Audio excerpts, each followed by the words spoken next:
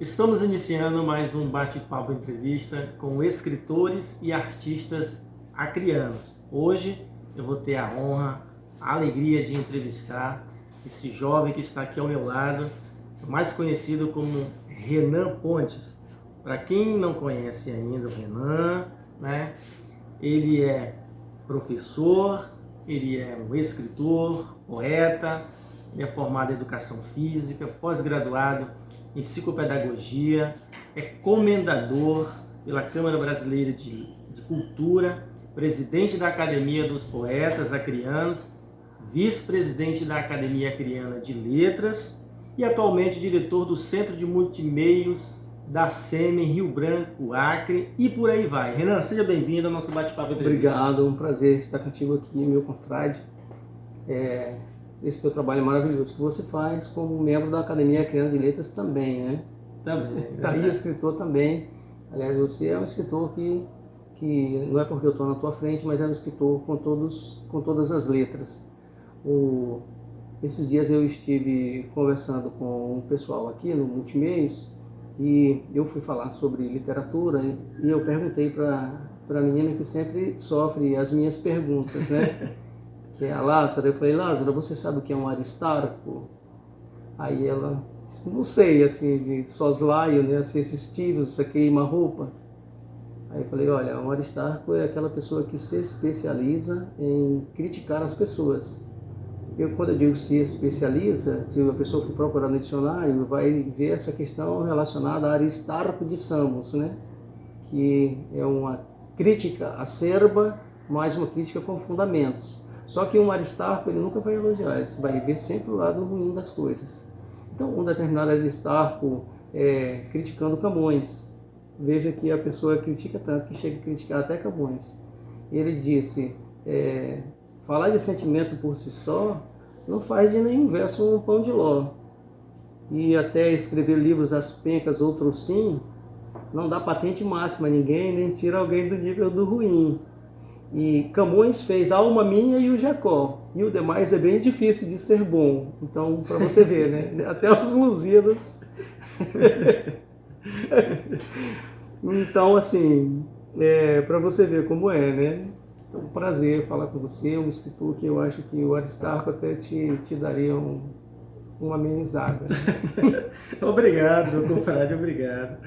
Renan, aí eu já quero te agradecer de antemão por ceder um pouco do seu tempo. Você é um homem extremamente ocupado, né, para estar nesse bate-papo, entrevista com a gente. Eu gostaria de iniciar aqui com o nosso público que está nos assistindo, fazendo a seguinte pergunta: o que é um comendador, Renan? Porque às vezes a gente é acostumado a ver naqueles filmes de época, novelas, as pessoas não estão acostumadas. O que é um comendador? O que esse título representa? Bom, um comendador é uma coisa bem simples, né? Não está relacionada com dinheiro, está relacionada com cultura. Em termos simples, comendador é uma pessoa que recebeu uma comenda. Essas comendas, elas são títulos honoríficos que elas são dados, mas sempre dados em retribuição a algum favor que a pessoa faz à sociedade, a algum trabalho social.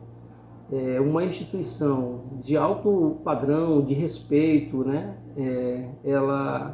Ela tem as suas insígnias, as suas joias históricas, e elas dão para algumas pessoas, conferem isso em cerimônias, tem todo um ritual, uma questão estatutária, depois de passar por um crivo, né? E essa pessoa que recebe esta comenda é o comendador. É lógico que existe vários o que a gente chama de taxonomias, de classificações, né? Mas o comendador é uma delas. Entendi. Ou seja, é uma pessoa que recebe um título pelo mérito, né? Pelo mérito de serviços prestados à sociedade. Recebi a comenda da Ordem do Mérito Literário. É lógico que as pessoas que recebem essas comendas, é necessário que você faça parte de uma instituição. Nesse caso, a comenda que eu recebi o que a gente chama Câmara Brasileira de Cultura, é uma assembleia da Academia Brasileira de Ciências e Artes. E aí você passa a ser membro daquela instituição, né?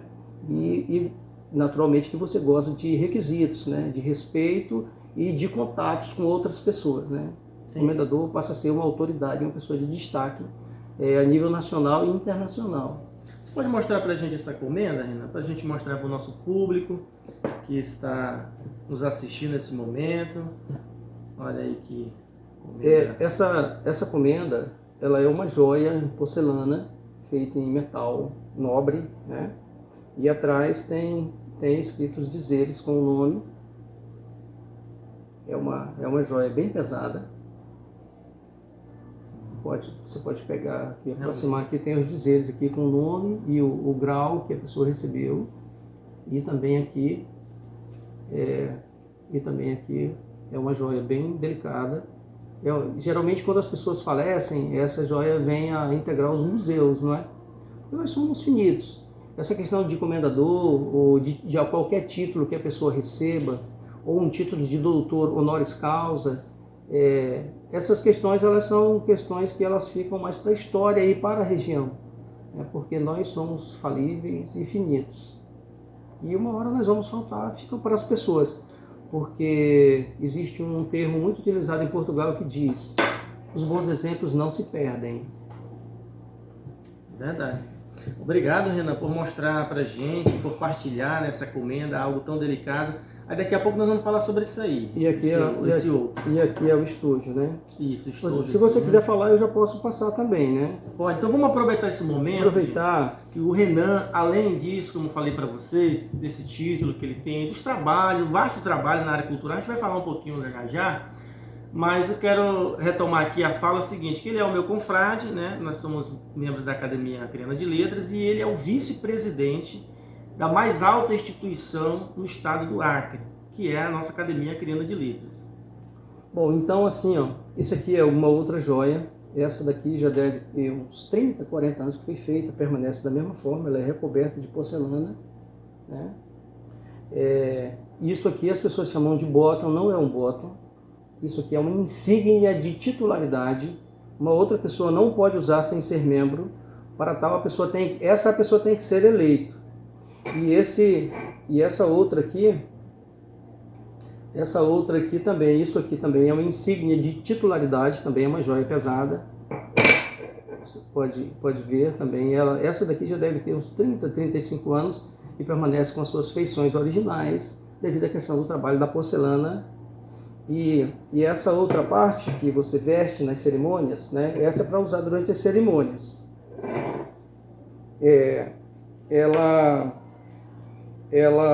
Isso aqui é que entre os doutores se chama de capelo. O capelo, quando se apresenta nas cerimônias dos doutores, das universidades, ele usa borla. E o capelo, que é o que fica na cabeça.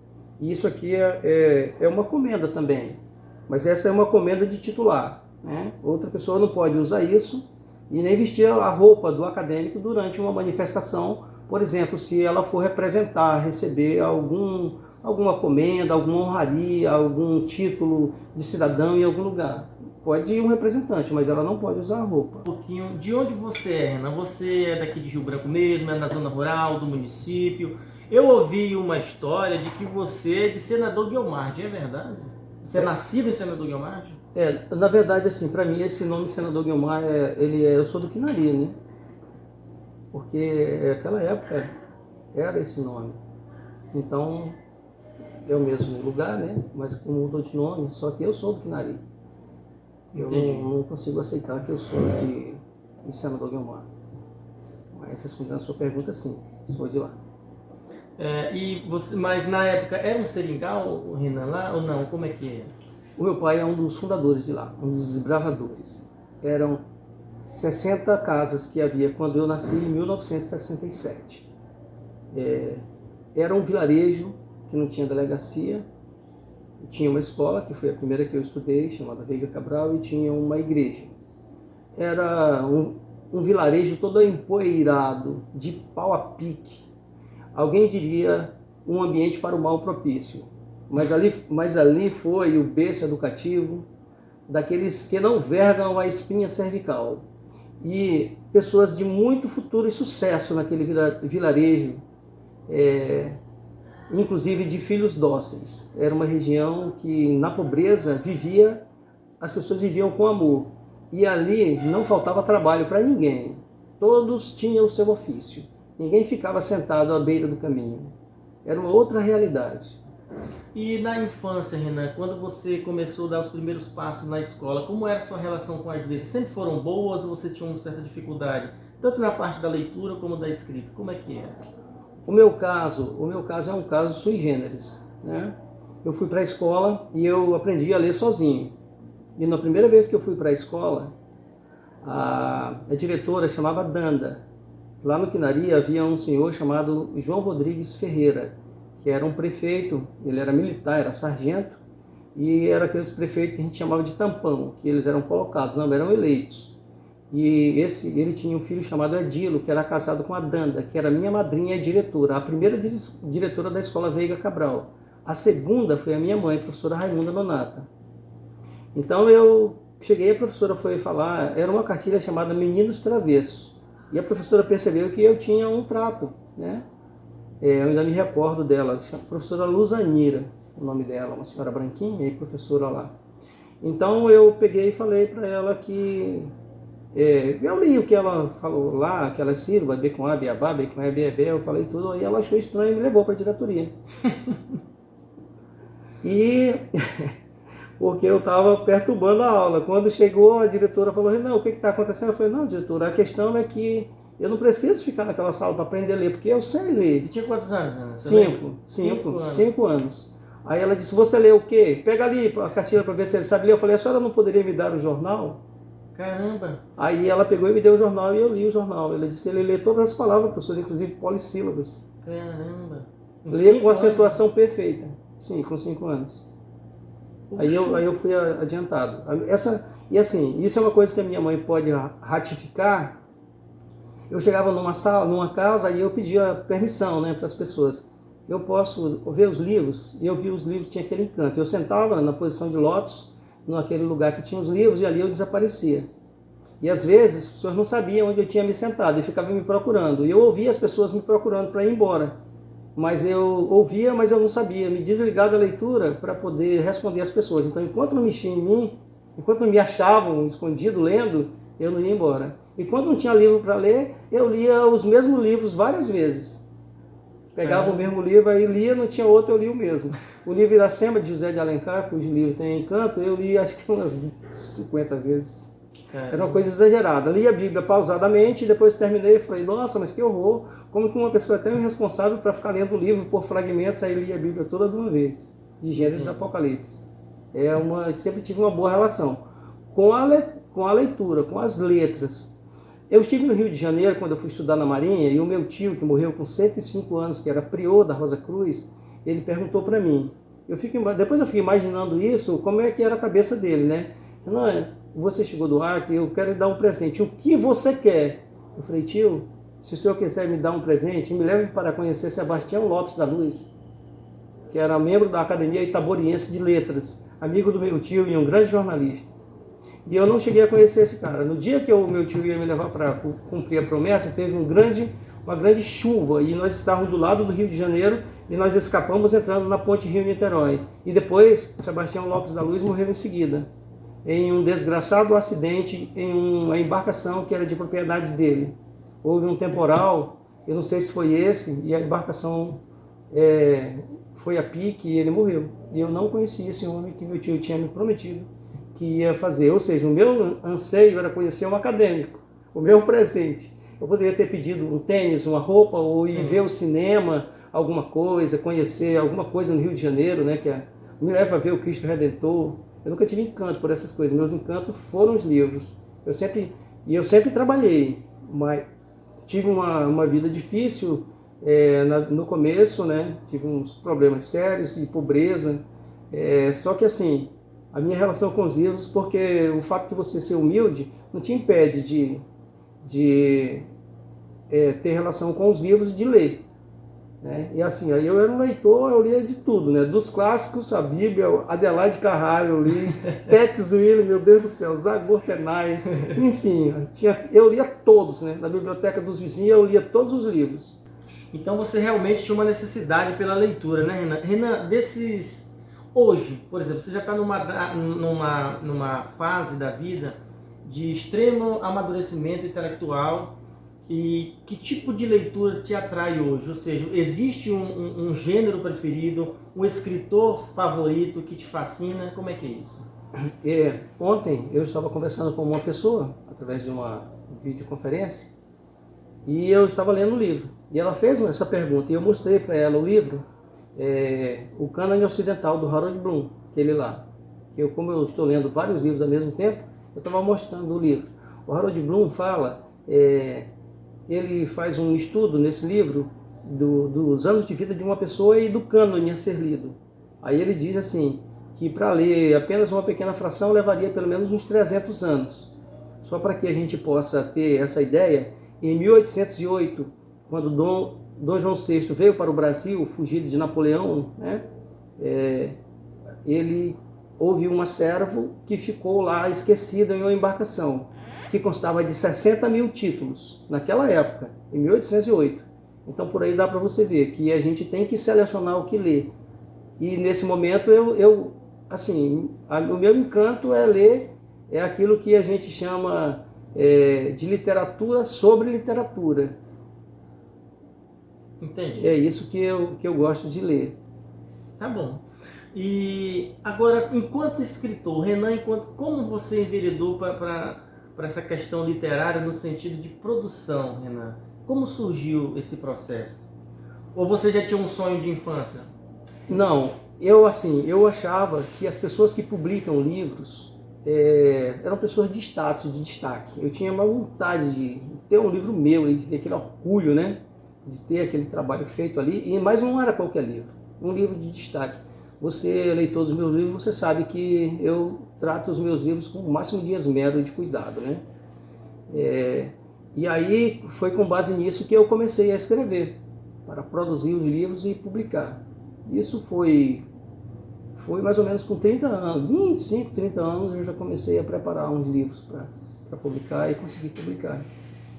Tá, e esse último trabalho que você fez agora, Terra, Pedra e Buquê, né? Um trabalho assim, extremamente bem feito, bem escrito, harmonizado, os textos poéticos que remontam aos gregos antigos, assim, a forma, um estilo bem fino. Por que esse tipo de estilo, Renan? Assim? Então, esse livro agora, o Pedra, Terra e Buquê, né? Eu tinha um desafio que eu ainda não tinha feito, foi trabalhar com tesa-rima, que é o mesmo trabalho que foi feito por Dante, na Divina Comédia, que Dante escreveu a Divina Comédia, em prosa e em verso. Em verso é tesa-rima. E no Brasil, nós não temos escritores nessa área. Quem eu conheço no Brasil que escreveu tesa-rima foi a Marli de Oliveira, que é a consorte de João Cabral de Melo Neto. Eu conheço um poema em versos brancos, que é do Drummond de Andrade, cujo título agora não me vem à memória e não vou perder tempo para não sair do foco da entrevista. E então eu comecei a ler com a tesa-rima, porque era um desafio, pela enorme dificuldade que é de você traduzir um vernáculo amazônico em um trabalho clássico como aquele, né, que é o poema Rasputin, que tem aquela batida, né, decassílabo em tesa-rima, ele aparece em tercetos, né, intercalados. Entendi. Renan, você é um escritor consagrado, você sabe que eu tenho uma imensa admiração por você, em especial no campo intelectual, e conta pra gente, você se imaginava um dia ser o vice-presidente da Academia Acreana de Letras? Não, eu jamais imaginava ser vice-presidente da Academia Acreana de Letras.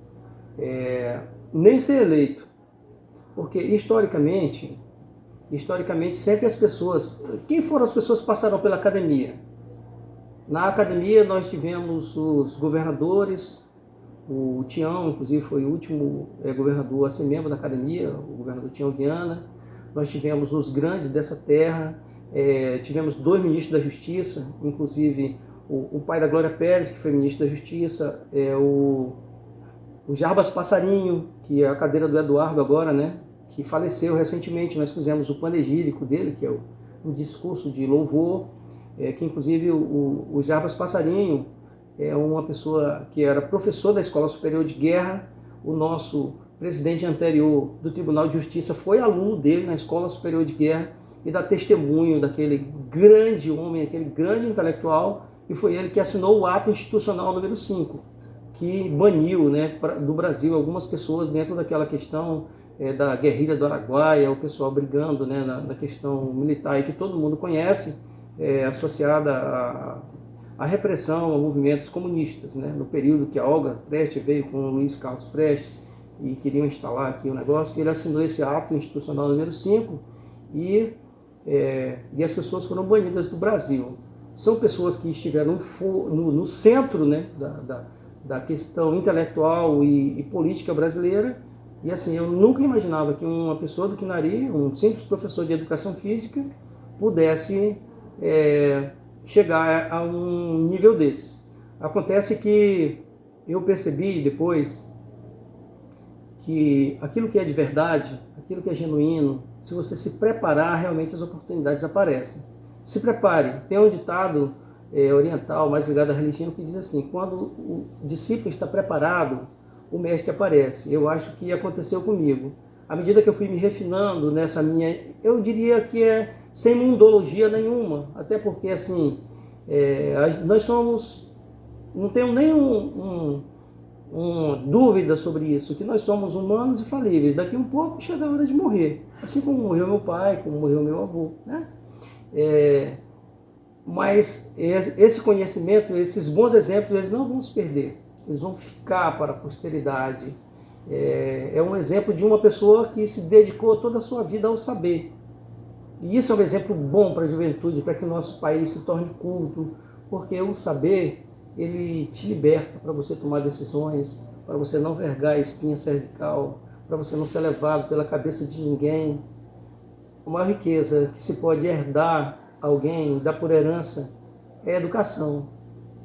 A educação é tudo.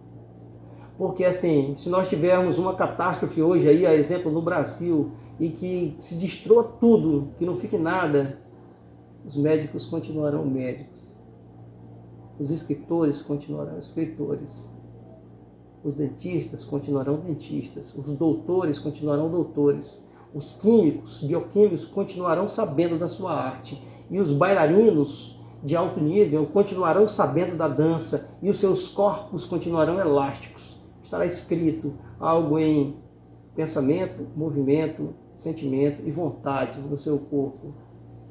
É verdade. Falando em catástrofe, Renan, como você é um crítico social, você é um cara muito lúcido e sabe fazer uma leitura de cenário do que acontece, qual é a sua percepção dessa guerra que está acontecendo, a Rússia e a Ucrânia? Como você vê isso em questão humanitária? Olha, essa guerra, ela é uma coisa inacreditável. A guerra, ela acontece quando você quer subjugar o outro, tirar o livre-arbítrio do outro. Se você respeitar a decisão da pessoa, a guerra é impossível. Essa guerra, assim, é uma coisa que eu não esperava, mas que tomou proporções alarmantes e uma tristeza muito grande para a gente. Eu não vou tomar partido de cá ou de lá, porque quando você compreende melhor uma situação, é aquela história que tem uma frase do Neruda que diz assim: el maior pesadumbre é ser consciente. O maior pesadelo é ser consciente. Quando você tem consciência, assim, a Rússia é um país que sempre teve o meu respeito, por ser uma potência esportiva, foi o meu modelo, uma potência militar, uma potência econômica e uma potência intelectual. E muitas coisas eu tive a oportunidade de ver como os russos gostam dos brasileiros, assim como os portugueses gostam dos brasileiros. Eu tenho história para contar sobre isso. É complicado, mas o que eles estão fazendo naturalmente que não tem o meu aval. É inconcebível invadir um país. Os americanos não suportaram que derrubasse suas 2 torres. Agora você imagina bombardear a tua cidade. Eu respondo a sua pergunta com isso. A pessoa chegar aqui e não deixar prédio em pé, porque para destruir a força poderosa dos destruidores, ela destrói tudo rápido, mas para construir, para edificar. Então é muito triste que nós tenhamos chegado a esse ponto que você tira o arbítrio das pessoas e semeia a fome, a guerra e a dor.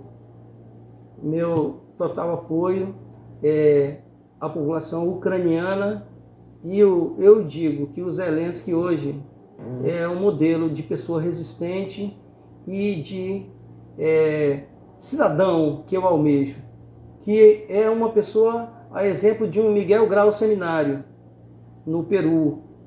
É um modelo a ser seguido. Eu perdoo qualquer pessoa que faça sacrifícios pela sua terra, pela sua região, porque antes de ter compromisso, embora que eu seja um cidadão do mundo, antes de ter compromisso com o boliviano, com o peruano, com o europeu, eu tenho compromisso com o Brasil. Mas antes de ter compromisso com o Brasil, eu tenho compromisso com o Acre, eu tenho compromisso com o meu povo. Isso é uma questão de honra. Então, todo aquele que fizer sacrifícios pelo seu povo, pela sua gente, tem o meu apoio e o meu respeito. Na Grécia Antiga só havia 2 tipos de heróis. Os epônimos, né? De colocar nome da pessoa em rua, em prédio, que inclusive isso é proibido hoje. Na Grécia haviam esses 2 tipos.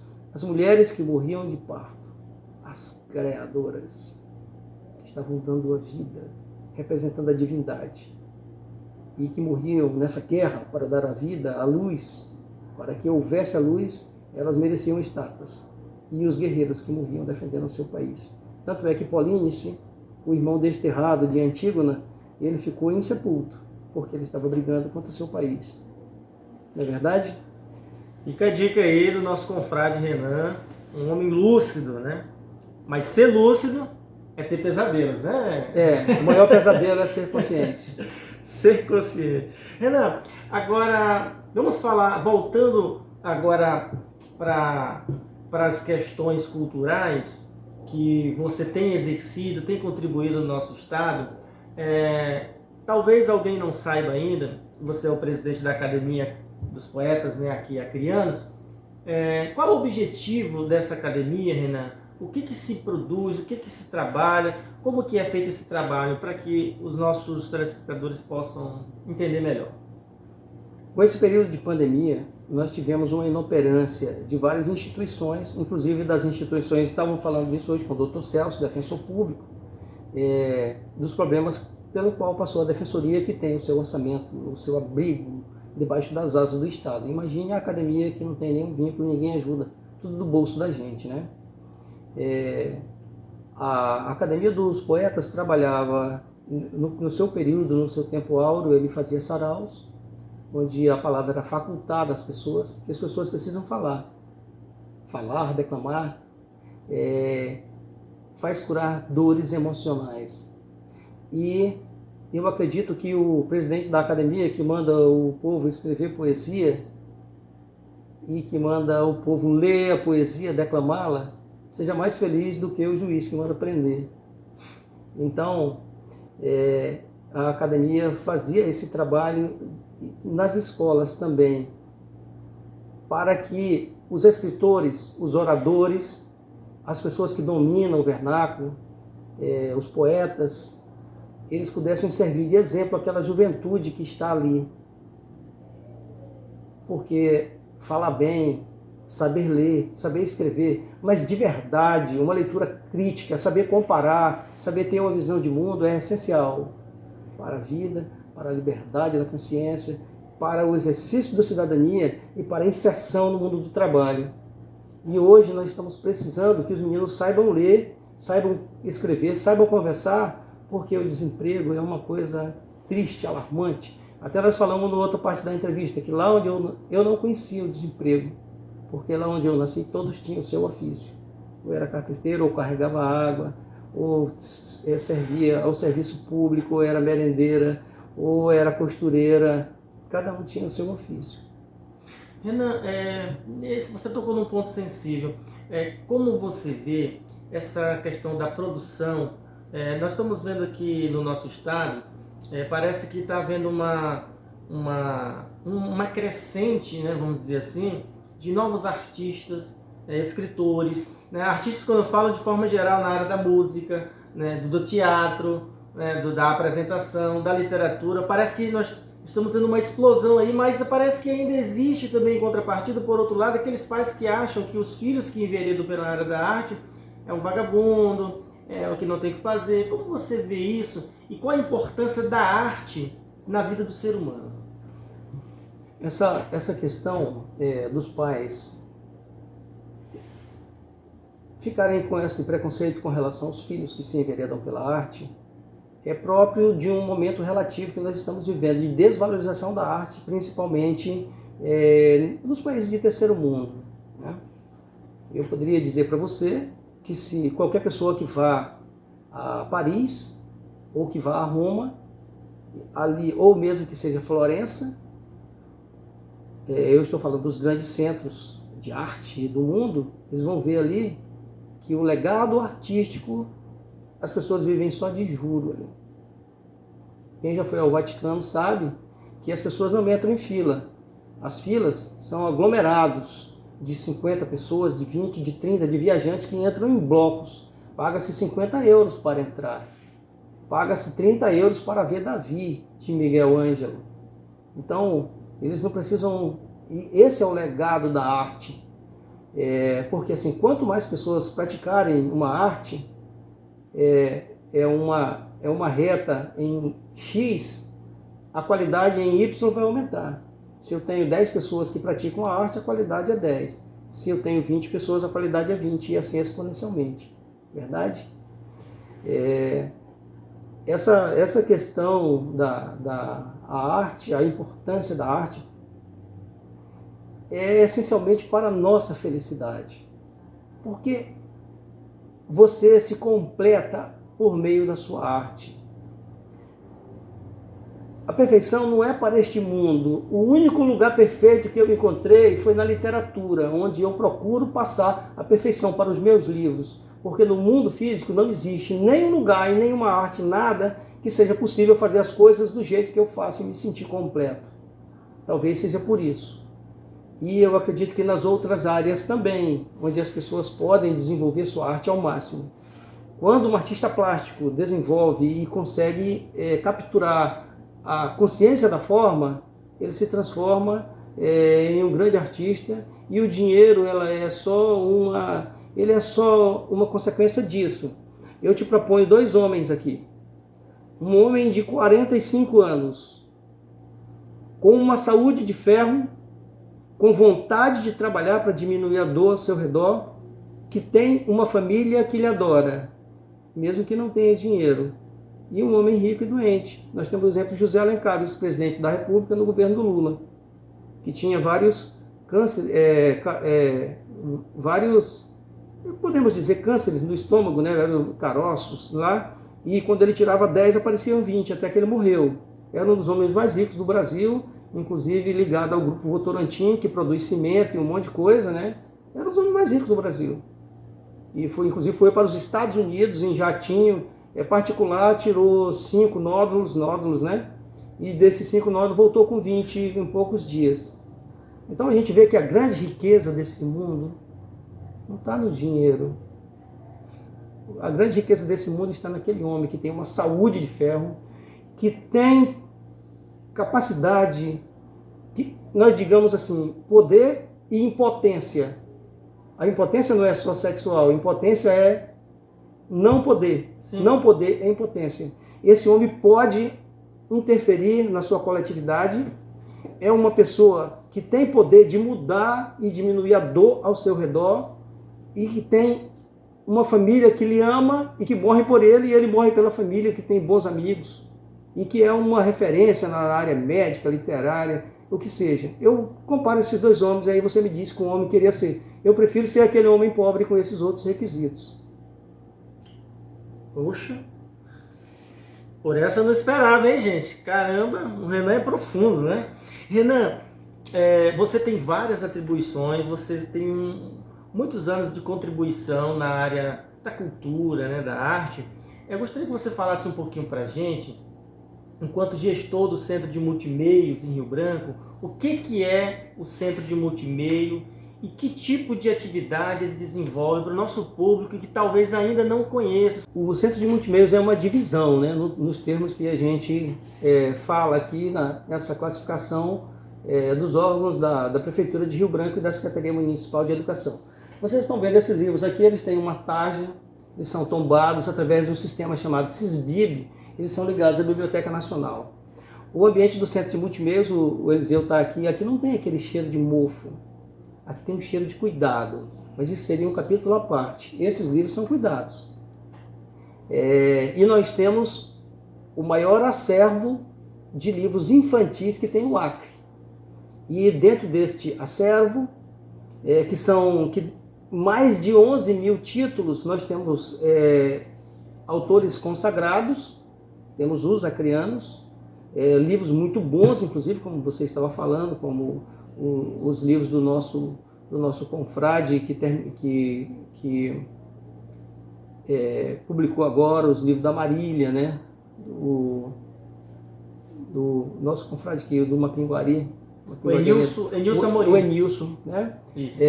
Do confrade Enilson, da Marília, que são livros, e outros muito bons que chegam aqui para ser catalogados. E a Marília, nós temos um setor aqui que é o setor de direitos autorais, que é essa questão autoral, para você fazer as coisas dos outros, até para você escrever enquanto Estado que somos, né? Uma frase de alguém, isso pode dar algum problema, principalmente publicar esse livro. Então o Centro de Multimeios ele tem essa parte autoral, de publicação e de trabalho, de ressignificação das lendas, das histórias, dos livros e dessa sabedoria antiga. Isso é um trabalho memorialista, né? Quando eu canto uma música antiga para uma criança de hoje, é inconcebível que nós não saibamos uma música desse tipo. Menina, quando tu fores, escreve pelo caminho, se não encontrar papel, nas asas de um passarinho. Isso é uma coisa dos nossos bisavós, dos nossos avós, e é uma coisa nossa, uma cultura, e esse escopo memorialista passa por nós para as novas gerações. Uma criança de 5, 6 anos, esse é um dos aspectos que nós trabalhamos aqui. Aqui nós também temos o Cinema Municipal de Rio Branco, que serve a todas as crianças dos ensinos dos primeiros ciclos, acorde à lição constitucional dos municípios, que são os primeiros ciclos, né? E o filme mais gostoso que eu já vi na minha vida não foi em nenhum lugar de cinema por aí dos grandes centros por onde andei. Foi aqui do lado do meu confrade, naquela sala de cinema, sentado em uma cadeirinha desse tamanhinho para criança de 6 anos. E além disso nós temos aqui também a Galeria Permanente de Artes, né? A Galeria Municipal Permanente de Artes, que é um espaço aberto aos artistas para exporem as suas obras. E o que é que nós fazemos? Pegamos essas obras dos artistas e levamos os artistas para todas as escolas. Aqui na Secretaria Municipal de Rio Branco nós temos escolas, fora os agregados, 99 escolas. E aí nós atendemos todas as escolas uma vez por ano, e esse é o trabalho que as pessoas conhecem do Centro de Multimeio da SEMI. Entendi. Renan, daqui a pouco teria como você declamar uma poesia para a gente? Sim. Assim, de cabeça. Agora, a outra pergunta é o seguinte: o público pode visitar essa biblioteca, Renan? Essa biblioteca pública é aberta ao público no horário das 7h30 às 12h e das 14h às 17h30. É um espaço que a pessoa precisa estar só, se ela vier de chinelo, de short, e com uma camisa, né, tiver com umas roupas para adentrar o ambiente público, qualquer pessoa pode vir aqui, sentar nessas mesas e ficar lendo aqui. Um enorme acervo, perguntar, ver o livro que quer. Aqui nós temos um acervo assim fantástico. E aqui também nós temos uma questão. O Centro de Multimeios da SEMI é a referência em braille, inclusivo. Verdade. Né? É verdade. Inclusive bilíngue, em braille e em português, né? Onde uma pessoa que lê braille, se viesse para cá e lesse os nossos livros, se tornaria uma pessoa culta. Tão culta quanto uma pessoa que tem uma formação na área de letras. Porque o curso de letras da universidade não forma escritores, não é verdade? É verdade. Você se transforma em escritor quando você internaliza algo E aí de repente isso começa a sair pelos poros. Aí você escreve. Porque a arte, ela vem de Deus. Disse que a literatura veio do Parnaso, daí parnasianos. É um monte, assim como lá no Monte Horebe, Moisés recebeu os 10 mandamentos. O primeiro soneto foi criado por Triasso, mas o velho Parnaso fez também. Ele cantou em decassílabo um dragão e riscou 14 linhas no chão reto. O escritor era pagão, mas ele tomou lições com ele. Aí nasceu o soneto bisneto. Sim, verdade. E daí chegou até nós essa maravilha que é o soneto, né?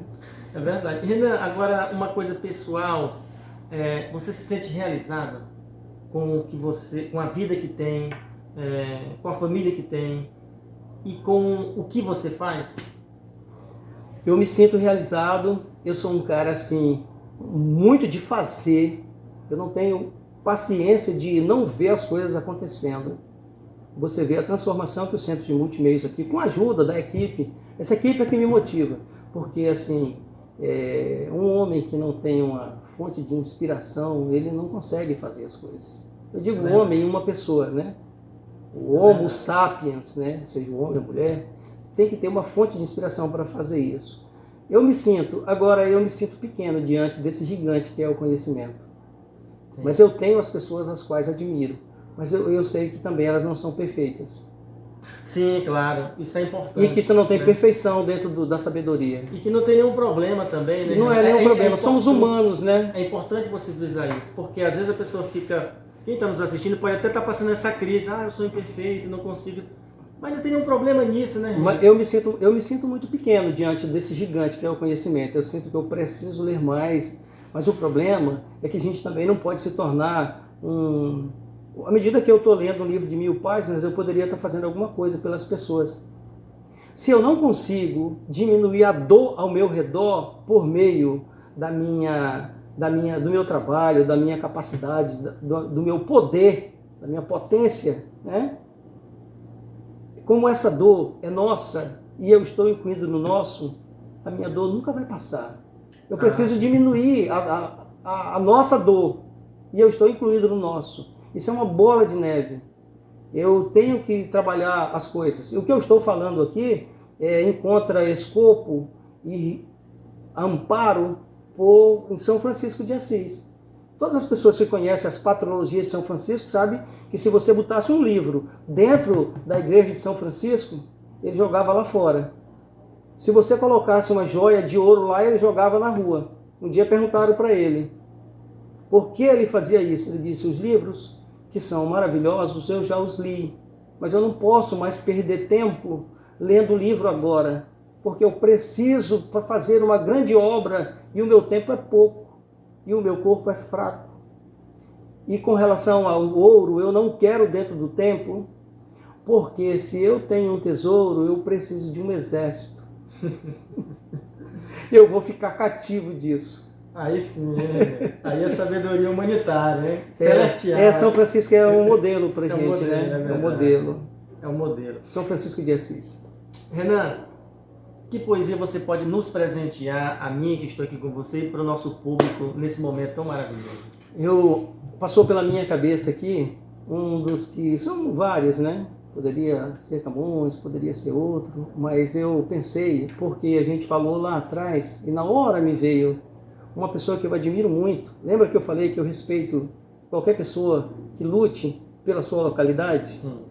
Isso é uma fala de Tolstói, né, em Guerra e Paz. Sim. Guilherme de Almeida. Lá no Rio de Janeiro, eu ocupo a cadeira 26 da Academia dos Poetas de Língua Portuguesa, cujo patrono é o Guilherme de Almeida. Eu tenho essa honra. Nós temos algumas honras na vida, né, na vida acadêmica, do reconhecimento do mérito que se tem diante da classe intelectual, né? Porque um intelectual ele só pode ser medido por outro intelectual, não é verdade? E o Guilherme de Almeida, ele está sepultado no Panteão do Soldado Nacionalista, no Parque do Ibirapuera, lá em São Paulo. Por quê? Guilherme de Almeida foi um dos primeiros caras que estava na Semana de Arte Moderna de 1922. Um intelectual e uma pessoa de uma obra que eu estimo Guilherme de Almeida como a Augusto dos Anjos, como a Augusto dos Anjos, ou igual a Augusto dos Anjos. Então eu tenho assim em grande conta. Mas ele também, como pelo lugar de honraria militar onde ele está sepultado, ele pegou em armas na Revolução de 9 de julho, querendo independizar o Estado de São Paulo do Brasil. Eu estudei no Estado de São Paulo. E eu perdoo ele por isso. Porque ele estava, embora que eu estaria do outro lado contra o meu confrade, né? Eu perdoo ele por isso, porque assim, ele está lutando, ele tem o direito. O cara que tem a mãe feia, ele tem o direito de dizer, ela é linda, é a mulher mais linda do mundo. E aquela mãe que tem aquele filho feio, tem o direito de dizer, ai, mas que homem, ai, que menina linda, mesmo que ela seja feinha. Você tem o direito, o dever até de gostar do que é seu, exultar a sua terra. Eu não vou falar mal dos meus amigos, eu não vou falar mal. E os olhos do amor tornam tudo belo. Aos olhos do amor tudo é belo, tudo é lindo. A gente não vai ser o Aristarco vendo o outro lado. Nós só vamos ver o lado bom, o perdão. Cola com perdão. Eu tenho que estar perdoado, né?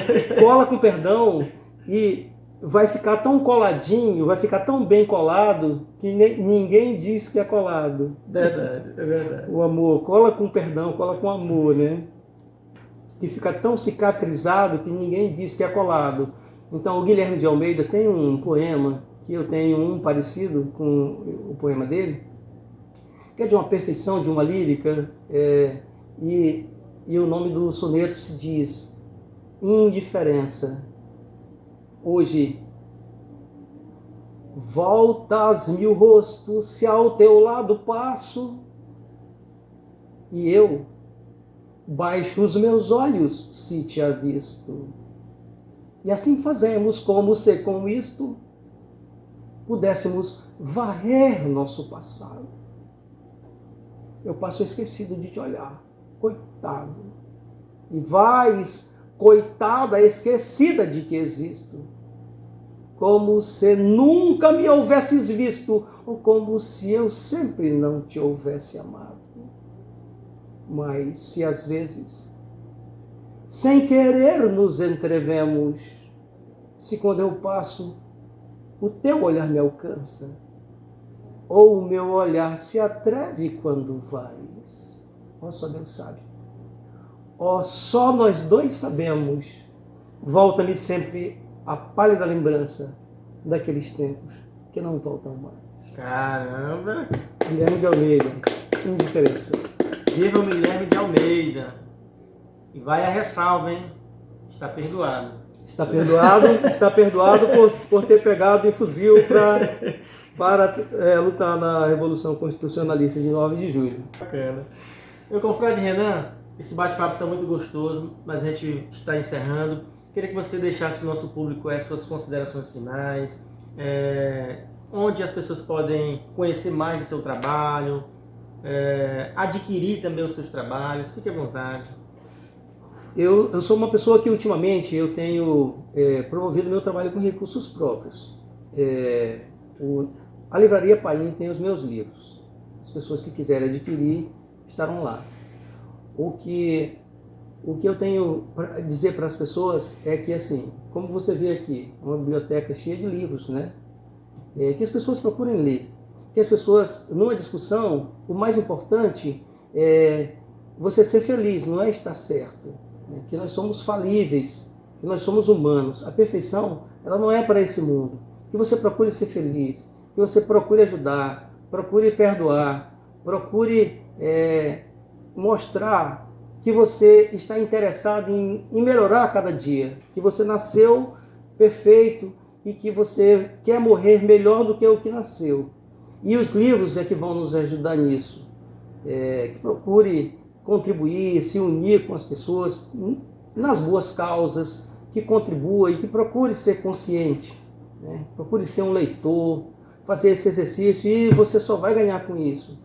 Inclusive o exercício da leitura é algo que está associado à nossa própria saúde mental, né? Verdade.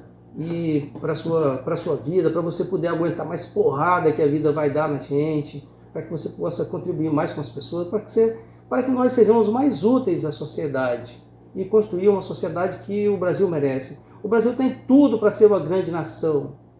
Ele tem a herança, ele tem o sol, ele tem a terra e ele tem boa gente. O que nos falta? Vamos arregaçar as mangas e vamos todos trabalhar, ajudar nisso, né? Votar consciente e não esperar que apareçam mitos.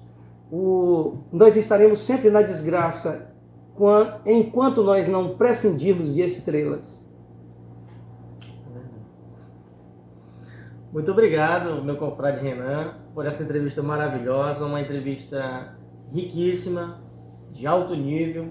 Obrigado por ceder o seu tempo, por essa prestação de serviço. Eu vejo a nossa entrevista como uma prestação de serviço para a nossa sociedade, para a nossa comunidade. A gente lhe agradece de coração, meu confrade. Obrigado, confrade. E estamos sempre aqui abertos. É um prazer receber você e um prazer receber qualquer pessoa ávida por conhecimento ou que possa contribuir com os seus conhecimentos aqui conosco, com a nossa equipe. Centro de Multimeios da SEMI, Prefeitura Municipal de Rio Branco. Venha fazer uma visita aqui no Centro de Multimeios. É um trabalho lindo, bem organizado, bem estruturado. O ambiente é harmonizado, a energia é boa, tudo limpinho, não tem nada empoeirado. Vem conhecer. Não tem mofo. Não tem mofo. Vem conhecer que vale a pena. Vale a pena. Nós estamos encerrando mais um bate-papo entrevista com escritores e artistas acrianos e eu te encontro uma vez mais com o próximo entrevistado. Até mais. Tchau, tchau.